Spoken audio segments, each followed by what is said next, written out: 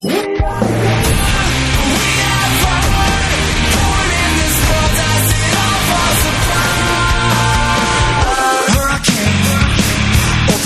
and I'm ready to roll with the pedal down right away. Red line and I'm giving it more. City lights are burning right behind me. Top down, I'm pushing it to the floor.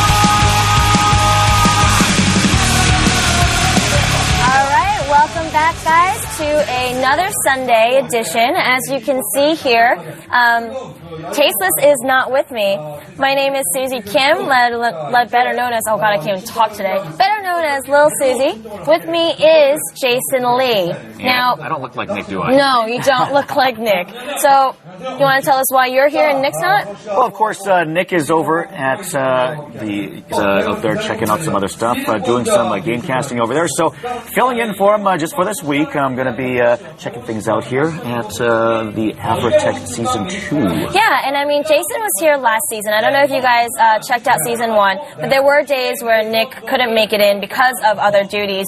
I think BlizzCon last year, too. And Jason did an awesome job then. So we should be able to bring you guys a good set of games today, which, by the way, today we have our seeded seeded players now. Absolutely. Okay, I know you guys have been complaining, oh my gosh, we're watching guys that we don't know about, etc., but now, today, we've got Bisu, we have Flash, we have Lomo, we have GG Play, and these are huge names that I know all of you guys are excited to watch play right now. And I am very excited to watch these guys play as well. Of course, you know, I find a lot of times when you have the top players, they're very good with crisis management. You know, when something goes wrong, somebody tries something different, and these guys are the ones that on the spot, they're able to improvise, come up with different weird ideas that somehow work, and I think that's the funnest part about watching StarCraft. It is pretty cool. I mean, you guys saw, if you have been following so far, that there were times where the players would get caught in a situation where they're kind of like, we don't know what's going on, and you could see them crumble. And now that we have these seeded players, we can see what actually sets them apart from a lower level, okay, not lower level, a not as well-known level player versus, you know, these big name hotshot guys. As of right now, they are both in the game. It looks like the first game they're going to play on Chupungnyong. So far, you guys have seen Medusa, Chupungnyong, and Destination being 3 maps. Medusa being the first one, but I think they're going to switch it up starting from this round. I'm not sure why. So let's give us the lineup. Well, let's take a look at our first matchup. It is going to be Bisu versus DeviL. Probably no need to introduce who Bisu is. I mean, very well known, a former world #1 ranked player. So very well known and a very accomplished player. DeviL, he's coming in ranked at 219. He hasn't been maybe as established a player in terms of world ranking. He hasn't got the experience, but at the same time, anything can happen. We've seen the top seeds fall before, and I think that's definitely a big possibility. Anything can happen in these games. Oh, gosh. Speaking of big seeds falling, I mean, Boxer's out, unfortunately. We had Go Rush, Get Out. Like, there were just all these guys that we didn't really expect to lose, and they're already out of the tournament. So we are down to our last 64. We started this entire tournament at 180 players. We lost like, I don't even know how many people we lost because I can't do math on camera. 120 gone. Something like that. And we have 64 people left. No, 150 actually were eliminated because the rest were seeded. I don't really know how the logistics works here, but so yeah, we have 64 guys left now, competing for the $40,000 grand prize, which is higher than any MSL, OSL, you know, any of those things. This is the player basically that if you're a pro gamer, you want to play here because this is where the big cha-ching is at. Yeah, it is. And, well, this is the most fun one. So, alrighty. Well, let's talk about this first set. Oh, gosh, I thought they were going to cut me off. I didn't want to get owned. All right, here we go. That's our broadcast schedule. It is the broadcast schedule. What the Koreans are doing is that we have a live broadcast on Sundays, but then on Tuesdays, they have a pre-recorded. as we speak right now, there's the 4 guys, like we have the 4 sets that we are showing you today, but upstairs, kind of like last week, we have actually 2 sets that are going to be going on that are not going to be broadcasted. That's going to be between Rumble and S2 and Fantasy and, what's his name? Gamo? Gamo. It's a double G, so in Korean it will actually be pronounced Gamo, but double G, A, E, M, and O. So, Gamo? It's, well, in Korean it'd be pronounced Gamo, basically. Alright, so anyway, they're going to be playing upstairs. Are we introducing the next? Here we go. Here are our matchups. Chupungnyong, of course, he's known as Bisu from the SK Telecom 1 team, taking on Ho, whose nickname is DeviL from CJ Ensis. Alright, secondly, we have Lomo and Calm, Chun Ju-hong and Kim Yoon-han. Then we have Flash and Pooh, GG Play, and Into the Rainbow. Into the Rainbow, you know, being a guy who's consistently been showing us some amazing games. As you see, we changed our map. We got rid of Medusa, and now we'll be using Neo Requiem for Game 3. Wow, that's awesome. Do you know anything about Neo Requiem? Neo Requiem, you know, not a map that actually that I'm as familiar with. You know, I kind of know the basics. You. Yeah. As you guys know, these maps are the ones from the 08-09 Pro League season that just came out. So, yeah. We saw a little bit of Medusa, we saw a little bit of Chupungnyong. Not so much Destination, as there weren't many Game 3s, but hopefully we'll be able to see a little more about it now, because it's obviously Game 2, and maybe sneak peek at Neo Requiem and see how that's going to pan out.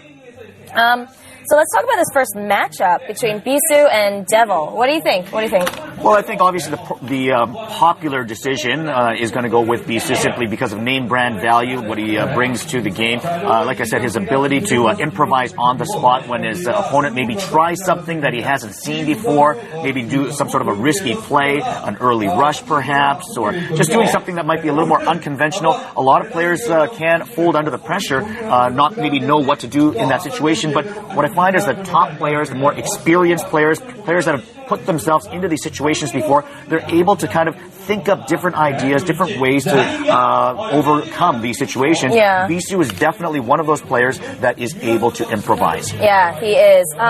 However, let's see, where Bisu is playing a Zerg. We have a Protoss versus Zerg.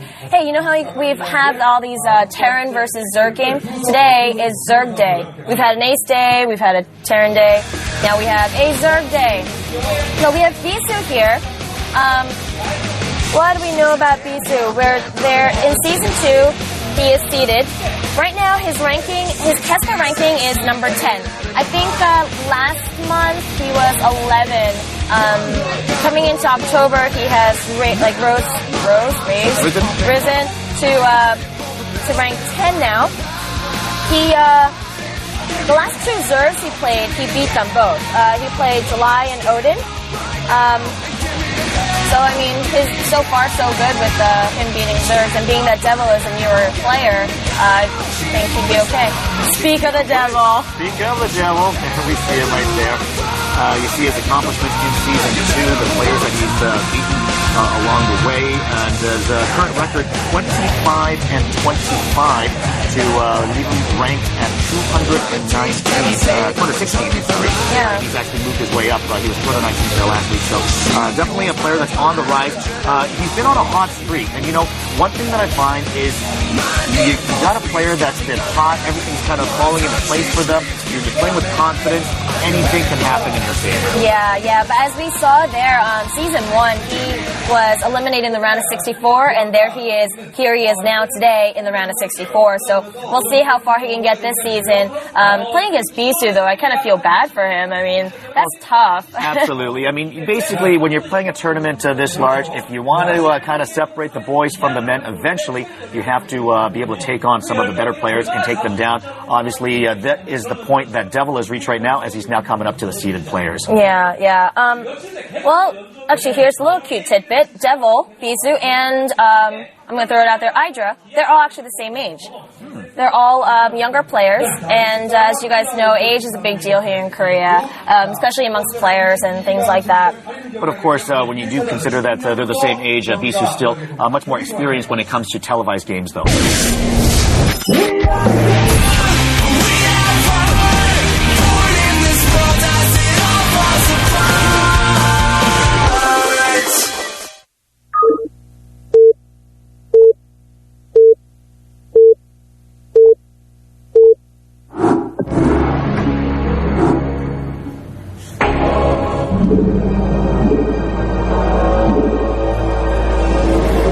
As we get started off, here is Bisu with the purple Protoss down in the lower left corner. And here is DeviL, exactly opposite to him on the top right. He's got the yellow Zergs.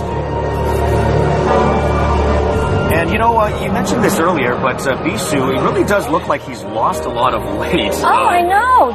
Did you guys see him? Just now, I know the camera panned on him before. We saw him walking in the backstage when we were doing our makeup and stuff. Dude, Bisu lost so much weight. Whoa, hold that thought. So apparently, according to the Korean polls, Bisu will probably win this 91% versus 9. But as you guys know, that means absolutely nothing. So it is 10-1. Basically, in terms of odds-on favorites to do well. And Bisu already sending a probe towards DeviL's base to scout him out and perhaps maybe try some sort of a proxy play. We'll have to see if he attempts that or not. As for DeviL, he's now sending a drone out to block the ramp, very wisely so. He spotted the probe coming up with the Overlord and therefore promptly sent the drone out, trying to ensure that the probe cannot get up into the base to scout out what he is going to do. Now, Bisu, on the other hand, he's setting up shop with cannons. Looks like he's going to move on to as his forge is already being built. DeviL has already started off with his spawning pool as well as an evolution chamber. So he's going to want to tech up faster, while it looks like Bisu is going to try to box himself in, look to expand into another Nexus sooner than later. So here's the photon cannon already being built by Bisu. Interestingly enough, I would actually say that Bisu doesn't even need to start that cannon yet because he's got the time. He knows that nothing's coming out as of yet. He knows that he's not, well, actually, I guess he doesn't know yet because he hasn't been able to see if the spawning pool is coming or not. So, one thing that that drone has done for DeviL is it's prevented Bisu from getting that information that the spawning pool is up for now, and that has forced Bisu to start up that cannon, basically wasting 150 minerals. Evolution chamber is up for DeviL, but he has not actually started pumping any Vespian gas as of yet. And now, as this Overlord reaches Bisu's base, he is going to see that his cannon is there. 6 Zerglings out for DeviL. And now DeviL starting up on his second hatchery. So he has gone to a spawning pool first, hatchery second. Sometimes you'll see players go to a double hatchery first and then the spawning pool second. So he's going with a bit of a safer play right now. Alright, I see that on the forums here you guys are saying how I'm too loud and Jason's not loud enough. So we've actually addressed that issue with the tech department, and we're fixing that. We're fixing that. Okay, and Bisu's going to get his probe in. He's got the probe in. He's going to get a little bit of a look at what's going on the base. He's going to be able to see how many drones are mining gas, as he's going to realize that it's just one. So it might not seem like a big deal, but actually the great work that DeviL did earlier to keep that probe up initially has somewhat gone to waste. The one thing that it did do was it did force Bisu to start up that first cannon a little bit earlier than he would have wanted to, but now he does have 2 cannons and a second one up already anyways. Meanwhile, DeviL expanding over in the top left corner at the 11 o'clock position for his 3rd hatchery. Smart play for him because he obviously realizes that Bisu has gone to a more defensive approach, building the 2 cannons at his base and expanding. So now DeviL trying to catch up in the macro game by making that 3rd hatchery. Basically, if you have the Protoss versus Zerg matchup, if you've got two bases for Protoss, 2 bases for Zerg, then Protoss is clearly going to have the example. So DeviL, by making his third hatchery right now, trying to catch up with Bisu. Meanwhile, Bisu has already started on a Stargate, so it looks like he's going to pull out some Corsairs sooner or later to go Overlord hunting. That's what he's good at. Very common play for Protoss versus Zerg. Citadel also being built, probably to give some legs to those Zealots. 11 o'clock base is up, and now DeviL moving some drones to help work his expansion a little bit faster. Also DeviL up with his Spire, so it looks like he's going to bring out some Mutalisks and perhaps some Scourges to detour against the imminent Corsairs. Bisu, 1 Dragoon and a Zealot, trying to push forward. Have a look at what is there on the base of DeviL. DeviL's got his Hydralisk den going as well now. Obviously, Zerg versus Protoss, you're going to want to have as many Hydralisks as possible. And already Bisu working on the Overlords with that Corsair.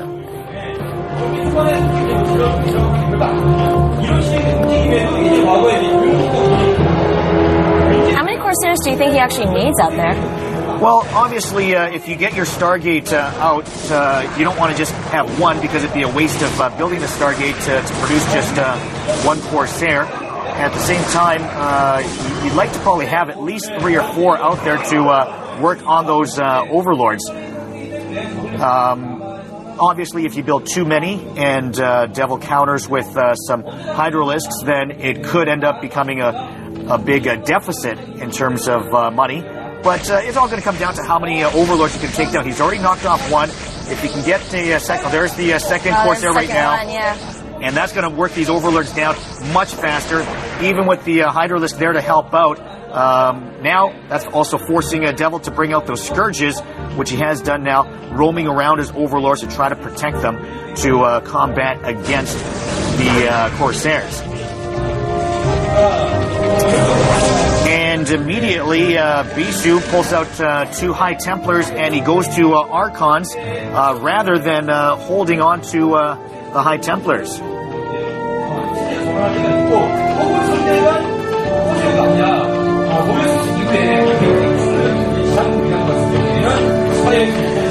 Archons are pushing out now. Well, why do you think he's going Archons and not High Templars or Dark Ones anyway? Well, obviously, Dark Templars are good strategy against Zerg if you can kill enough Overlords. Right.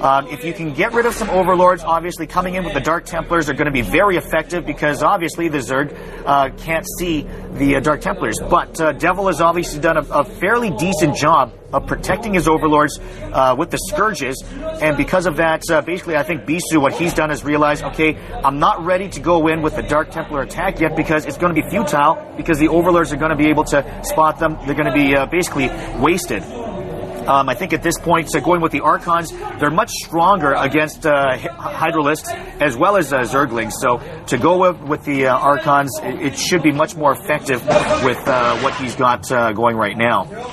Scourge going after the Corsair. Looks like he's going to knock it off. He does indeed. DeviL knocking off Corsair. That's going to be an important battle. And Bisu looking like he wants to push a bit. He's taken a small force up. Losing a Scourge there is DeviL. And with 2 Archons, he's got about 10 Zealots there. The Zealots pushing up. I don't know if DeviL's going to have enough to guard against it. He's bringing as much Hydralisk as he can. He's got to get his reserve forces there, because he's not going to be able to do it with just what he's got. Hydralisk, now it looks like he may have enough. He's got a target fire, however. He's trying to make sure that they can't get up the choke point. And the Hydralisks on top, they're not doing as much as they should be able to right now. Bisu might be able to get through. He's going to be happy just to knock off the expansion, it appears. But I don't think he's going to have enough to get through the actual choke point right now. So right now, you got to give a little credit to DeviL here. He's held him off from getting up the ramp, but at the same time, Bisu knocking off one of the expansions. That's obviously going to hurt his economy. The Archon play being very effective, and now with the High Templars coming up, if he's got the Psionic Storm, this is going to be big trouble for DeviL. Bisu, let's see where those High Templars get. He needs to knock those High Templars off. Oh, he knocked it off just before he's able to merge into an Archon. That was going to be very important for DeviL, and he was able to knock off one of the Archons. So DeviL somewhat holding off the push here, but Bisu clearly on the offensive. Bisu is pushing through, and he's clearly in good position right now. If he can get more of those High Templars up, then I think DeviL is definitely going to be in a lot of trouble. Bisu with 4 Zealots on the base. Eventually, they probably will be taken out with the Hydralisks. But the question remains as to what is going to happen with the High Templars. When the High Templars get there, then basically, once he's got the Psionic Storm going, DeviL is going to be certainly in a lot of trouble.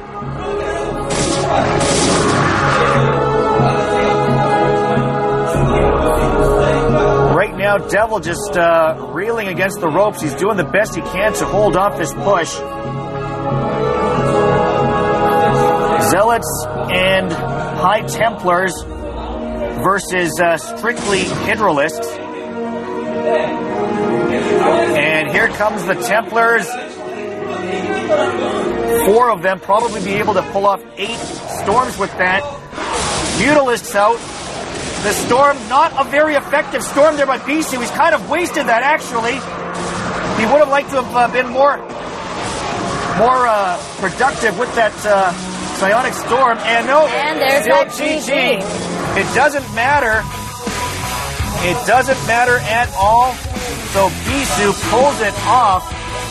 A very impressive win for Bisu.